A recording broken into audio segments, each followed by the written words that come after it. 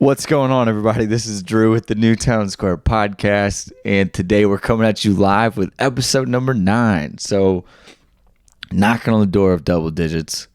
Pretty exciting stuff. So, we've got Julie Reinecke of Julie Reinecke Designs here in Edwardsville. We recorded this in her home on the second floor wine cellar, which was definitely the coolest backdrop I think we've had on the show so far. It was awesome. Very cool. We talked about Julie's beginnings, some thrifting stories, how she sources a lot of the stuff she puts in her clients' homes, and come to find out her and her husband Pete make a lot of the stuff too out of some, they have some wood from the World's Fair, 1904 World's Fair from St. Louis, and they've made some pretty awesome stuff. So it was cool. And that, the home design world is, I got a lot of raggedy posters on my walls at home that I've had since college, need to get rid of them, so that's a world I need to become a little bit more familiar with. But anyway, guys, let's get to the episode. Here's Julie Reinecke with Julie Reinecke Designs. Hope you guys enjoy, and thanks for listening.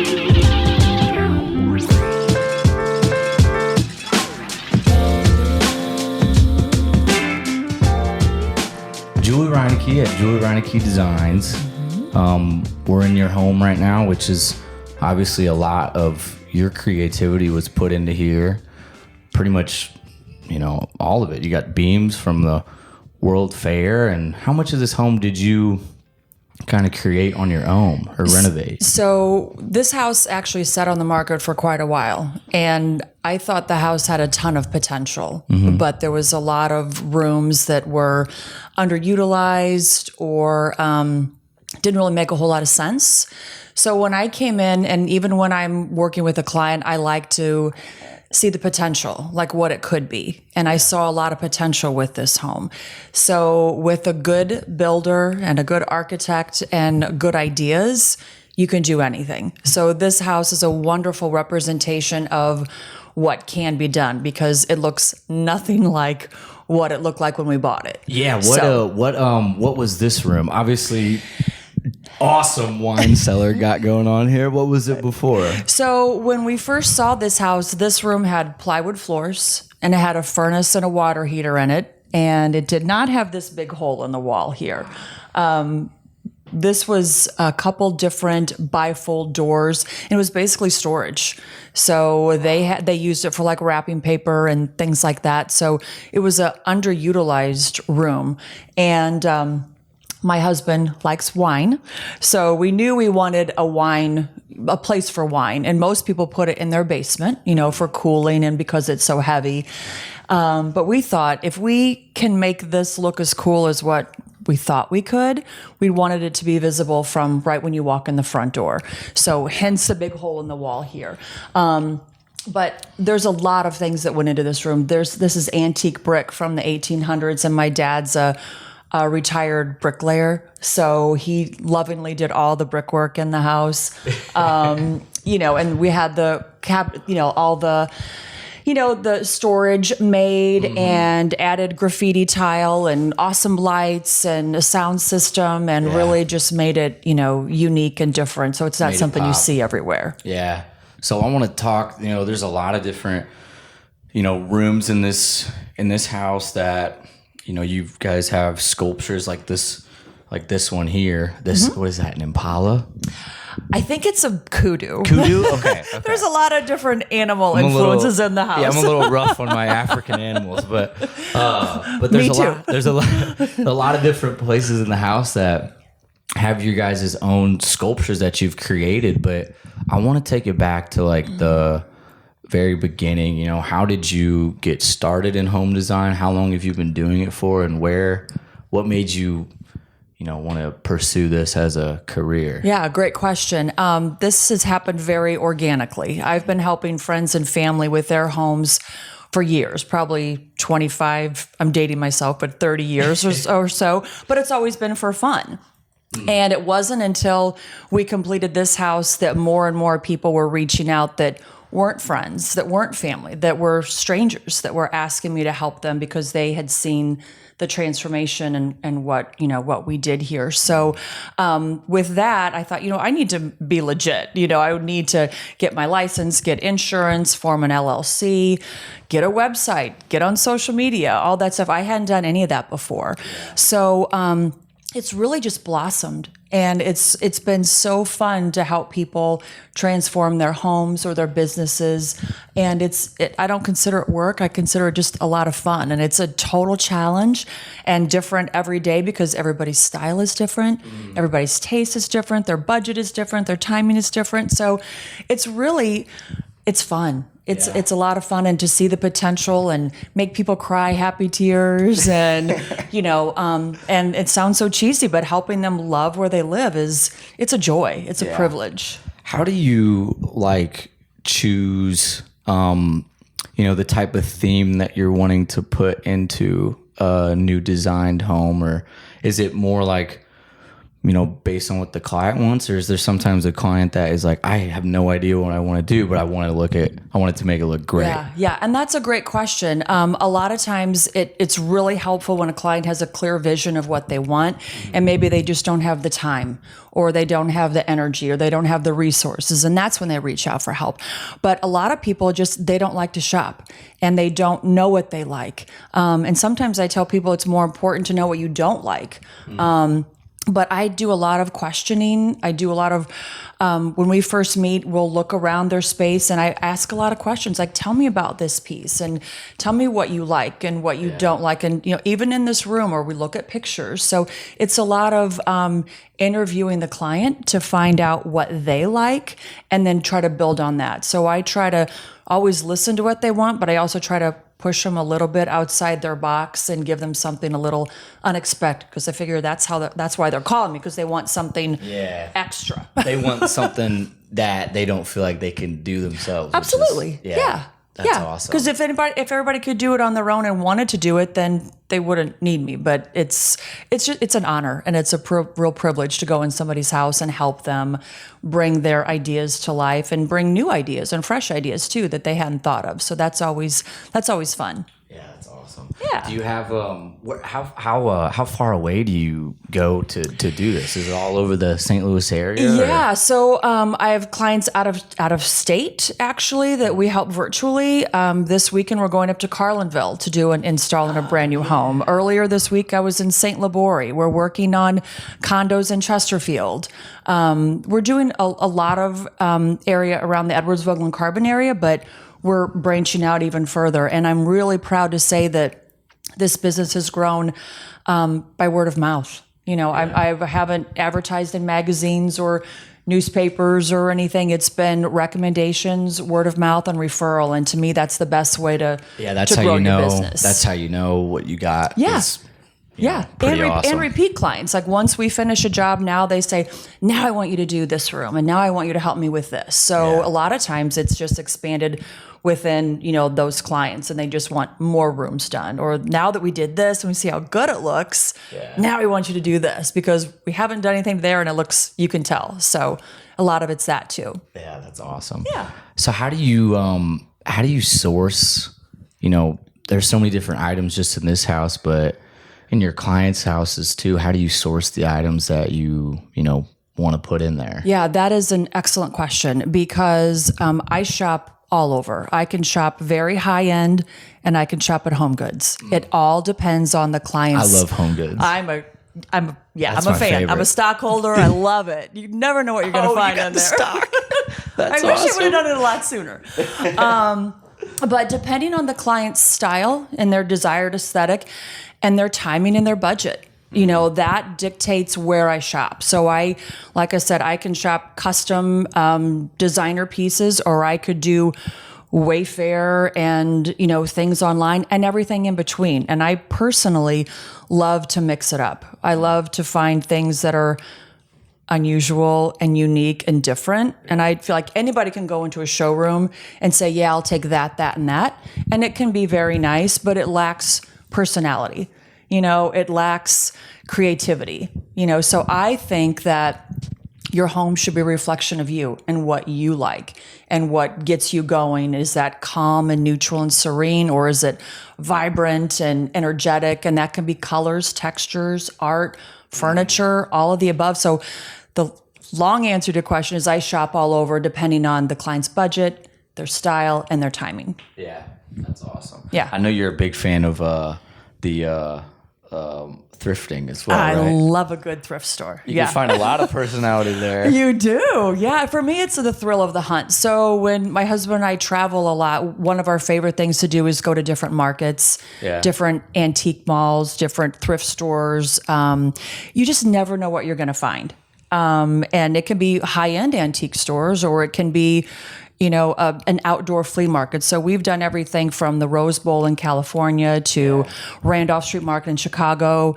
2 years ago, we did the world's longest yard sale that was like 10 states long. Really? Got a trailer and just had a blast. 10 states long? Yeah, it started in Michigan and ended up down like in Alabama, I think. It was like a whole highway, like 127 highway or something. And it was so fun. I mean, it was random. Like people just on the side of the road selling, stuff out of their car, or it could be like in a church parking lot. So you never know. There were high-end vendors, and then there were people selling complete crap, so you just never know what you're going to find. But for me, that's kind of the fun, like finding the unexpected and the thrill. And that's what keeps me going back to those unexpected places, looking for that little treasure. Yeah. I went to, have you been to the Chicken Coop in town before? The Chicken Coop. It's like, it's like right by, it's on First Avenue. It's like right by our warehouse, our appliance warehouse. Okay. They don't have like a sign out there or anything, but they just have like let's not tell everybody in case it's amazing. Yeah. Well, because I want to go. Yeah. Oh, you need to go. Cause I found so I'm the type of person, my home is, well, in college, it was all ripped up, torn up posters. And then I moved into my house in Edwardsville, and my mom was like, you got to get rid of that. It looks like you're 19 years old. And I'm like, well, I am 24. I gotta put some frames on some stuff. So I got sports, I got like Packers pictures, and I got a George Washington crossing the Delaware painting that I found. But I found this really cool all brass, like Abraham Lincoln lamp. Oh, wow. And I found it there. And the guy was like, yeah, it was made in like the 20s. He found it in an attic in St. Louis. And I was like, okay, so that's something. It's like that. You can't find it anywhere else. That's a conversation piece. You're not going to go to your friend's house and find that. And if you're a history buff or Abe Lincoln fan or just like something unique, then that is an interesting story. So like I'm all about that. That's awesome. I'm all about unique things that, or speak to you and that you like and your interests. So good for you. Yeah, that's it was good. Cool. I'm making it up there in the design world, I guess. Do you have any specific projects that come to mind that were, I know you mentioned Tears of Joy, and you showed me a video of one that you did at Lake of the Ozarks that was very much Tears of Joy. Do you have any specific other than that? Well, that's actually one of my favorite things to do. And not every client, but a lot of them will just say, you do what you want. Just do it. Here's the budget. I want it done like, by this time or whatever. And they don't see anything. They don't see anything that we buy or that we make, that we move stuff around. Yeah. And that is a lot of pressure and it's a lot of work, but it's so fun. Yeah. It's so rewarding because they come in and they're like, they can't believe it. I never thought to put that there. Or how did you do this in, one day or one weekend? And it's, that element of surprise is super fun because it's a lot of unexpected things. And again, I really pride myself on trying to hit it out of the park as far as personal things, like what really makes them tick and that they like and their specific theme without being a theme. And some of my favorite installs are surprises and making people cry. And it's a lot of fun. Yeah. So I know you mentioned in that, things you make, which when I first met you, not when I first met you. I first met you when I was like, we go way 5 back. years old. But whenever I first, came in, we talked about doing the podcast. You had mentioned that you make your own stuff too. Your husband Pete makes a lot of, makes a lot of this stuff. And I thought that was very interesting. And I don't know, I feel like that's very unique to the home design world. You make a lot of your own stuff. It is, and he is amazing. So we will make a lot of things ourselves. We'll, like, at night. He made these drinks, by the way, too. He's a great bartender. Awesome. Yeah. Love you, babe. No, so part of the fun, like when we travel, we'll try to find something unique and different. So, like, for example, we've got a table in the other room. We found these long, 3 foot long, they were big nails, and they were rusted, and we thought, these are kind of cool. I mean, I think it'd be cool just laying on a desk or be kind of neat. But then we, at night, we'll think, what can we do with those? And we came up with the idea of cleaning them up, shining them up, and then getting a piece of acrylic on top of it. And then we made a table out of it, and we affectionately called it Nailed It, because they're made of old nails that were from a circus tent, that used to keep circus tents down. But he's got a lot of inventory. So when we first dated and when we first met, we would build things. And we did fun stuff too, but we would like, what are you doing with that piece of wood? Or what are you doing with this metal? And we would make tables or trays or just different pieces of art. And it is just kind of built from there. And now we're getting a lot of clients that, I'll say, you really need something over here, whether it's art or a coffee table or a console table or a side table or a tray. And it's really blossomed, and he's got great ideas and great vision. So between the two of us, we bounce ideas back and forth and have come up with some really awesome, again, super unique things. Yeah. So that not everybody else has, whether it's a unique piece of wood or it's a piece of scrap metal that we dug out of a dumpster or something we found and then made it a more even unique piece. Right. Yeah. When my brother and I were coming over here for doing the video clips, Pete had some World's Fair wood down there. Yeah. 1904. Yeah, that was used to build the World's Fair, like some of the scaffolding and pieces like that. And when we bought this house, we took down a lot of load-bearing walls and really opened the space up. And we wanted to incorporate as much pieces that were unique and that we had to kind of recycle those pieces, but also tell a story. Like anybody can go buy new wood, for example, but no one else is going to have this, piece from 1904 that has the rust and the nuts and the bolts on it. And we incorporated that in our home, and that's a total, it's a focal point now. It's a total feature that is, holding up the house. I mean, it's the first thing you see when you come in here, too. It is. It's awesome. Yeah. Yeah. And it's so tall. It's two stories tall. So it's kind of a chore getting that in, but it's amazing and unique. And again, it tells a cool story. Yeah, it does. It's in these paintings over here. I don't know. Those aren't paintings. They're actually pieces of paper.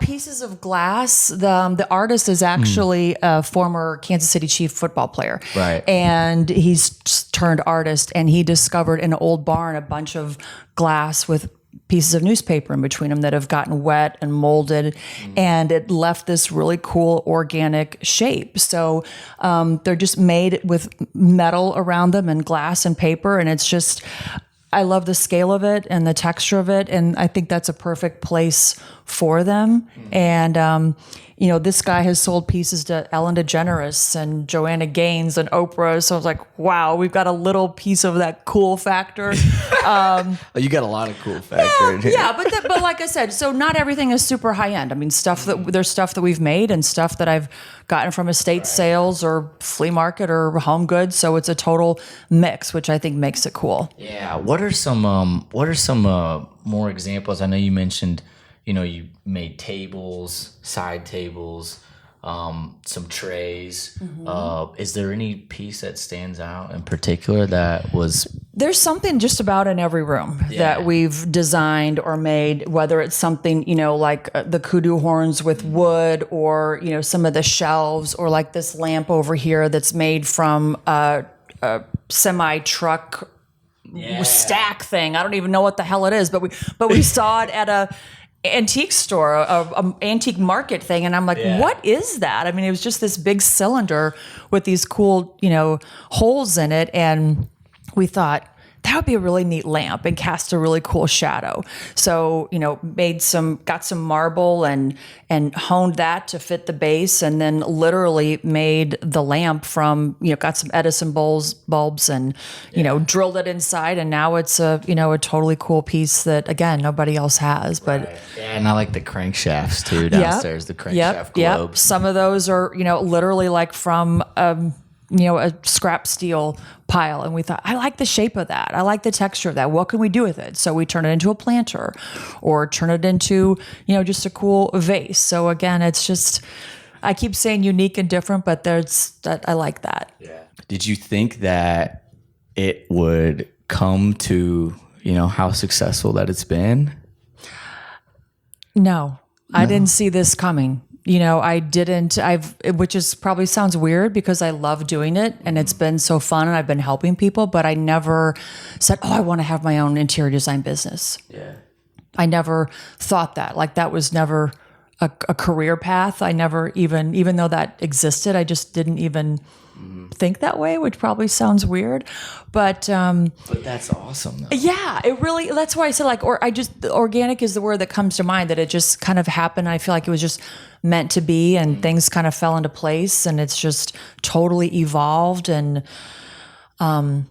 just expanded. And I feel very blessed. And, I've got a full-time employee now that is a huge help. And I've got a great, my husband's a huge advocate, supporter, partner, the whole bit. So, I feel really fortunate. Yeah. That's So awesome. I never, like I said, I never desired to have like a brick and mortar store. I do not sell a particular brand of wallpaper or flooring or tile or lighting or any of that stuff. And what that means to my clients is I can shop anywhere for them, again, based on their style, their budget, and their timing. So I just need to know what those parameters are and I can shop anywhere. Yeah, you're not married to any specific brand. Exactly. So yeah, that even helps with like further budget too. 100%, because I'm not trying to push any particular thing. I just want them to love the final product. And I always tell people the flooring people just want to sell you flooring. The lighting people just want to sell you lighting. Cabinet people just want to sell you cabinetry. I come in to make sure it all flows together. So, and I'm really fortunate to work with some great subcontractors that do quality work and makes for a great finished product. Yeah, that's awesome. Yeah. So you work with individuals and businesses, correct? Yes. Yeah. Mm-hmm. So how can they get a hold of you? My website is juliereineckedesigns.com. I'm not good at social media, but I do have Instagram. You always say that, but you have so many awesome reels out there. I get a lot of help from those. I'm trying. But yeah, I am, I'm born and raised in this area. So, phone call, email, the website. So I'm pretty accessible. Yeah. So, and you've already touched on a lot of these different points, but if, take the financial aspect out of it, what would you say is the biggest success that your business has? Well, that's a good question too, because it's not real. I never look at a project and think, how much money am I going to make on this? That doesn't even enter my mind. I think, what can I do to make this space awesome and make the client happy? Like to me, that is the ultimate success, because now when they call me back to say, now I want you to do this, or now I referred you to my mom, my brother, my neighbor, that's a true testament of how happy they are. So, the financial side is great, but I never got into it to like, I got to make money. Like it was like, I'm doing something that I want to do and I get jazzed doing it. I mean, it's just totally fun. So, for me, the biggest compliment is referrals, the recommendation and making people cry and say, I've never thought, I've had people say, I don't like to entertain because I haven't been proud of my house, or my house is depressing, or my house is this, or my house is that. And now they're excited, and now they're proud, and they do want to entertain. And, that's a great compliment. Yeah. To have people, it sounds cheesy, but having people say that I love my house now, or I love this room, or I love the feeling that it gives me. And that's a great compliment. Yeah. I don't know. That doesn't sound cheesy. Good. Because I feel like. Good. I feel like when you take, it's like anything in life, you take the material aspect out of it, you get happiness from actually within, and From when you within, come into yes. that sounds very hippie-ish. We're going to too many yoga Inner classes. peace. But that's awesome though. That is cool. Thank you. I just took my couch from our parents' house because I got a new couch. Okay. And I'm not gonna lie to you, I walk into my house now. I got the old rug too, and I took a lot of naps on that Hey, couch. the price was right. Yeah, the Right? price was right. Yep, Yeah. exactly. It was free, so there we go. Free is good. Free is good. But now I have it like, I got like one of those. It's an L couch. So before I just had an old sofa. So I get that feeling when I walk in. I'm like, okay, my house is put together now. Yeah. It's all right. A little bit more together, like you said. That's good. That's cool. And you could do it in phases too. Like very few people do everything all at once. So, some people do a room at a time or, as time or budget allows. And there's nothing wrong with that. I mean, I work with all different size, projects and budgets. So, I haven't seen anything that I haven't been able to make look better. So as bad, the worse, the before, the better, the after. So I haven't seen anything that totally scares me yet. Well, if you're listening and looking to make your house more of a welcoming party area that you love to show off, then or cool and calm and subdued, it doesn't matter. Yeah. We could just make it look better. How about that? right, Improve it. Make it look better. Yeah. Well, thanks again, Julie, and Thank it's you, been Drew. awesome. All right, Okay. guys, we're signing off. Thanks. See you later.